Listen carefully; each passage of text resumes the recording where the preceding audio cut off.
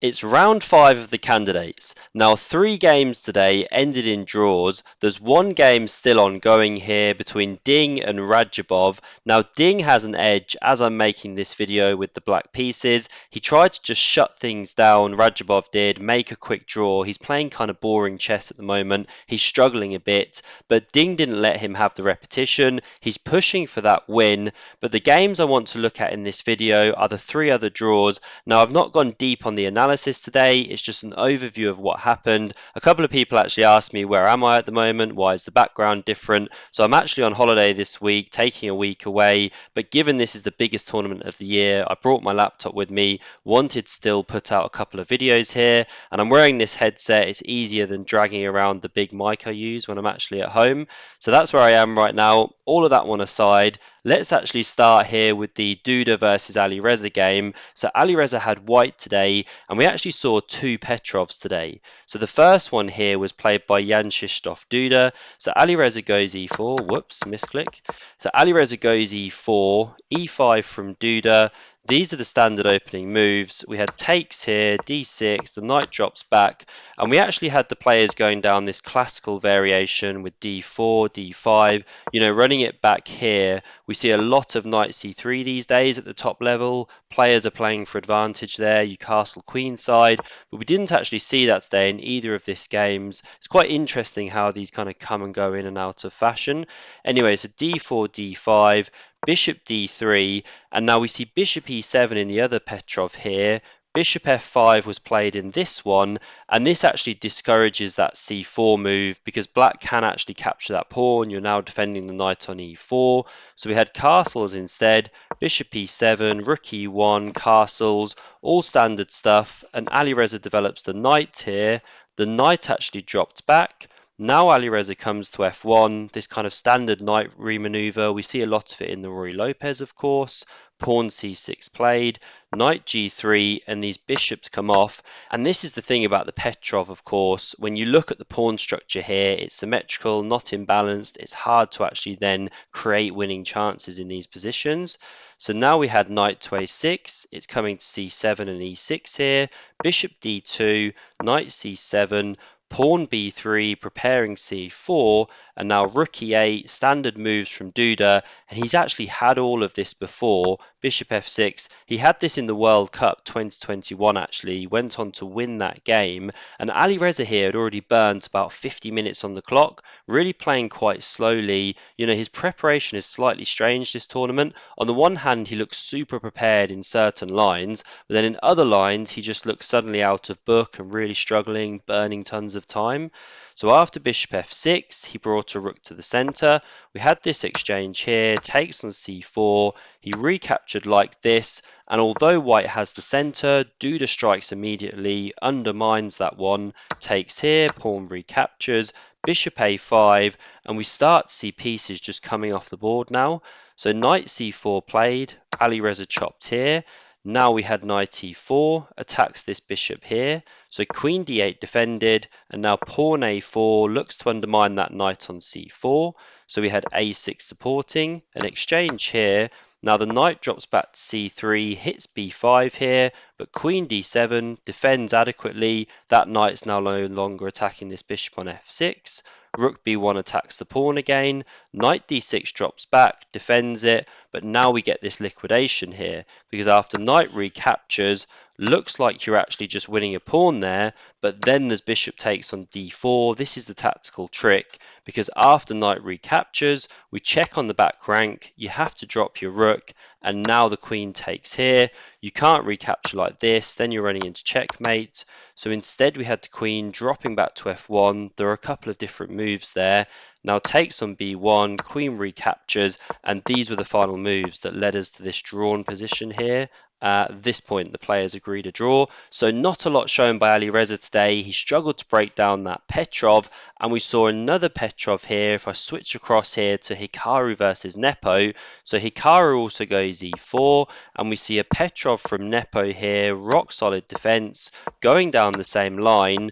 But when we get to this position here, bishop d3, well, now we had knight c6 played, This is another way of handling the position, the old main line here, and after castles, bishop e7, pawn c4, undermining this knight, well now the knight hops into b4, hits this bishop, white goes bishop e2 to preserve it, then castles, and now knight c3, you challenge the central knight, and after bishop f5 defending, pawn a3 hitting this one, now Nepo chops, pawn recaptures, all been seen before, this one dropped back to c6, and now rook e1. And what we're going to see here after rook e8, rook a2 from Hikaru, a nifty little move, is that white's actually going to get the centre in the moment, but black's going to look for piece play and activity to compensate that. So bishop f8 was played, different moves there for Jan. This one opens up the rook.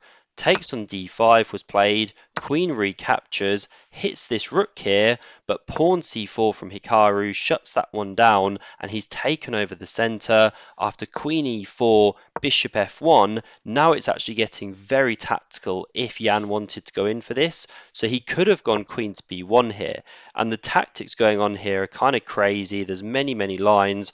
The best one here is actually chopping off the rooks, then rook b2, queen a1, takes on b7, should be a bit better for white, but black also has chances here. But I can see why Jan didn't go for this. However, by not going queen b1 and going queen g4, he just gets a much worse position now. So pawn h3 was played, Jan chopped here, the queen recaptured, and now if you come back to g6, well, you're running into knight h4, losing your bishop pair, not ideal. So we had the queen coming back to e4, but now rook e2. Hikaru's taking over the initiative here. So the queen came into d3. Now we had a couple of repeats here. Rook b2, the bishop hits the queen, so it jumps back here. The rook hops back, queen d3, and now we had rook e3 instead. This time staying on the e-file, queen b1 came, d5 from Hikaru, kicking about that knight, and now here Hikaru just goes a bit wrong.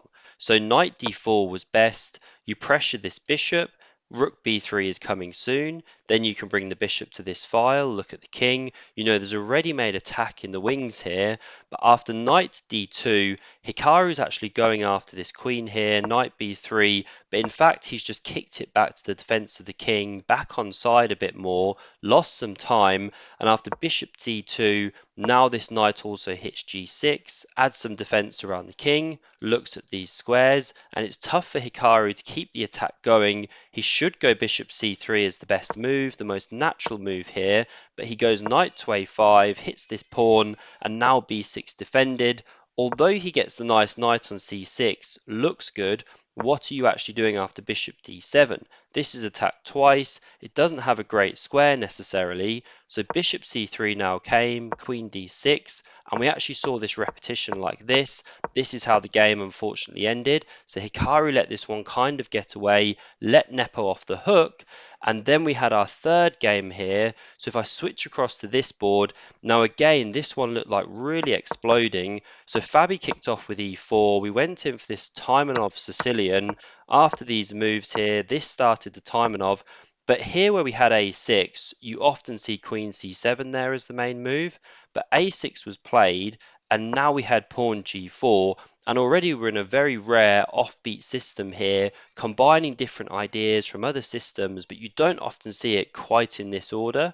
So the knight now came to e7, it doesn't want to get kicked from f6, we had bishop to e3, pawn b5 now striking out, and here Fabi actually drops his knight back to b3, opens up the d file here, but Rapport actually chases that one around. Really good move, very well prepared. He now opens up this bishop to come to the long diagonal here. So Fabi goes queen d2. We had an exchange on b3. Pawn recaptures, bishop b7.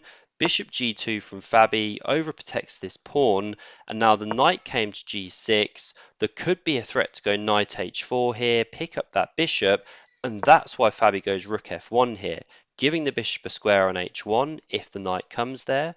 So bishop c6 now from Rapport, a really strange looking move. You know, he doesn't even develop this bishop yet, but he's protecting this pawn, preparing pawn to a5, and he really shows an understanding of this structure now. It's very instructive. So g5 from Fabi, he takes some space, but now a5 from Rapport. Here comes the counterpunch. Pawn f4, pawn a4 here, rook to d1. This is kind of the modern way of castling, which Fabi is showing us here. These GMs do what they want at times. Bishop to b4 played, queen d4 hits the bishop and the pawn. Why is Rapport allowing this? Well, after queen a5 protecting that bishop, Fabi does take the plunge, takes on g7, but Rapport's actually worked out a drawing line here. So he pushes with a3. Now, there's big problems here with actually this one. So say you try pawn f5, for example, in this position. Well, after takes here, you're capturing here, you're taking with check, then you're defending down here. So it's no good for white. You can't play like this. So instead, Fabi went king to f2. We had takes on b2. The knight dropped back because it was attacked. And now e5 is what Rapport had worked out. He's actually trapping in this queen here. So that after pawn f5 kicking on, we actually had a draw in this position here. The queen got kicked around. This is how the game ended. So 3 draws today, no fireworks. Now Ding is still pushing. I'm sure that game will be covered by other channels if it does end in a decisive result.